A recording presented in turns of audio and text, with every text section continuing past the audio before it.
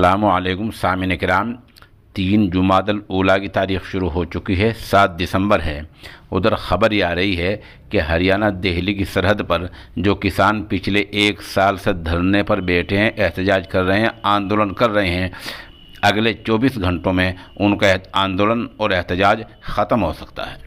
बताया जा रहा है कि सरकार ने जैसे तीनों ज़रिए कानून वापस लिए हैं, इसी तरह एमएसपी पर कमेटी बनाई जा रही है और उस पर भरोसा दिया जा रहा है।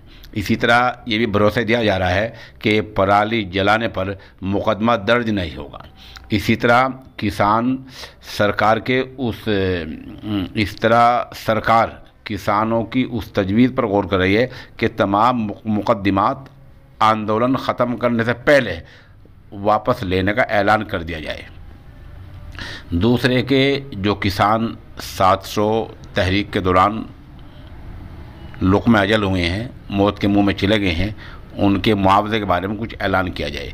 बताया जा रहा है कि सरकार एमएसपी समेत इन तमाम बातों पर तहरीरी ज़मानत दे सकती है, गारंटी दे सकती है और सरकार ने एक तजवीज़ किसानों के पास भेजी है, उस पर गौर हो रहा है। अगले 24 घंटे में इस मामले में कोई बड़ा ऐलान होने का इम्कान है।